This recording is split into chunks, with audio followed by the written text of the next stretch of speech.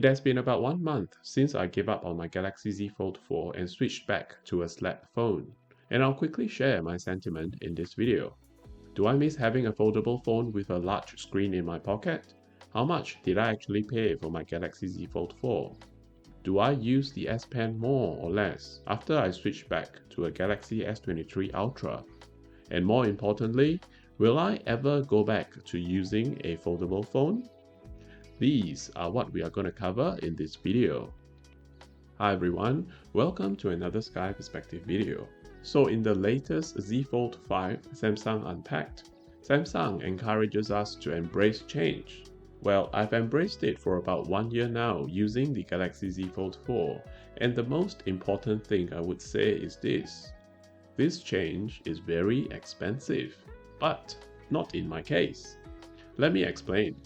The retail price of a Galaxy Z Fold 5 is this, and my trade-in value of my Galaxy Z Fold 4 is $850. This means a gap of $1,750. Of course, the current pre-order promotion gives us a bonus trade-in value of $500, which still leaves quite a big gap of $1,250. Just to share with everyone, this is what I've paid for my Galaxy Z Fold 4 when I bought it in August 2022 last year. I bought it on a promotional offer, and after 1 year later, I traded it in for a trade-in value of $850, which means I spent about $550 for using a foldable phone for about 1 year, which is quite alright in my opinion.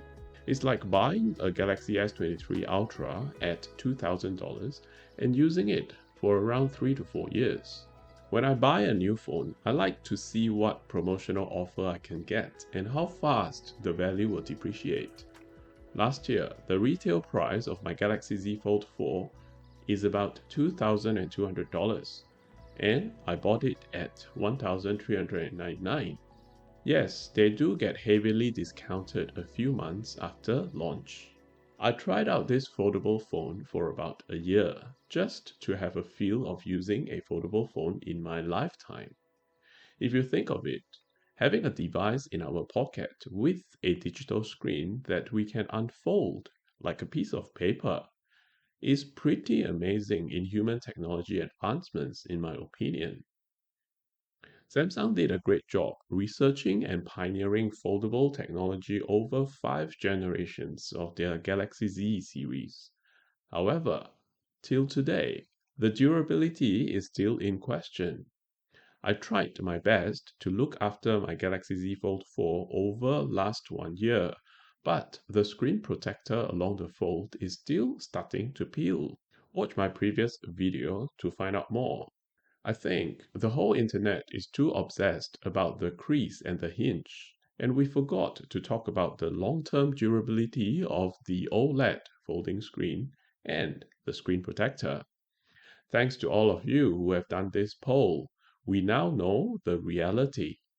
So after I switch back to Galaxy S23 Ultra, do I miss multitasking on the large foldable screen and writing on the big canvas of the Z Fold 4?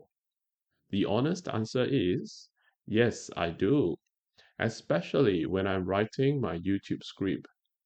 S23 Ultra screen only has that few lines of text when the keyboard takes up half the screen. On my Z Fold 4, I float the keyboard, which only takes up 1/4 of the screen, and it's a quarter of a large 7.6-inch screen. The other thing I miss is the split dual apps. I can no longer put my crypto app on the left while looking at my spreadsheet on the right. Well, I can, but the screen is really small on the Galaxy S23 Ultra. I have to use gesture to keep alternating the apps, which deters me from doing this on my phone, and I prefer to use this split screen on my Galaxy Tab S7 FE tablet instead. However, when it comes to writing notes using the S Pen, I realized I'm using the S Pen a lot more after I switched back to Galaxy S23 Ultra because it is so much better in 3 ways. Firstly, writing on the S23 Ultra feels more natural and firm than writing on the Galaxy Z Fold 4 inner screen. Both the Galaxy Z Fold 4 and S23 Ultra has 4096 pressure sensitivity. However, due to the Galaxy Z Fold soft plastic screen, writing on it feels spongy and doesn't feel as good as the S23 Ultra and my Note 10. And then there is the compatibility issue. When I'm writing on my Galaxy S7 FE tablet, I can straight away use my Tab S7 FE S Pen on my Galaxy S23 Ultra screen and vice versa. For example, turning on mobile hotspot on my phone for my Galaxy Tab S7 to connect. I can't do this on Galaxy Z Fold without switching the S Pen to use my fingers because the Galaxy Z Fold requires Fold Edition S Pen. And thirdly, the S Pen is always with me in my Galaxy S23 Ultra phone. I don't always have my S Pen with me when I was using my Galaxy Z Fold 4, as it depends on which phone case I'm carrying that day. So will I ever go back to use a foldable phone? Yes, but only when a manufacturer can make a more longer lasting and durable screen, or at least reduce the price. I can't justify buying a Galaxy Z Fold that is more expensive than an S23 Ultra. And this is paying more for the possibility that the screen will break in a year's time. How about you? Should you switch over to a Galaxy Z Fold 5 if you haven't used a foldable phone before? I would say go ahead if you have spare cash to splurge on a phone that might break in 1 year's time and have plans to switch to another phone within a year, like I mentioned earlier. I think Samsung knows that their Z series may not last more than 1 or 2 years. That's why they are offering incentives like swap to a Galaxy S23 for $1. He would not let anyone else do it but me because my fingers are small. Phones are meant to be serving us, not us trying to protect it and take care of it like our pet. Our phones are meant to be there, ready to serve us whenever we unlock it. And when we got busy and forgot to show our tender loving care,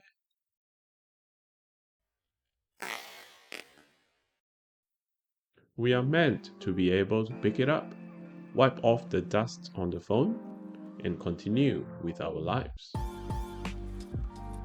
Thanks for watching this one, and I'll see you in the next video.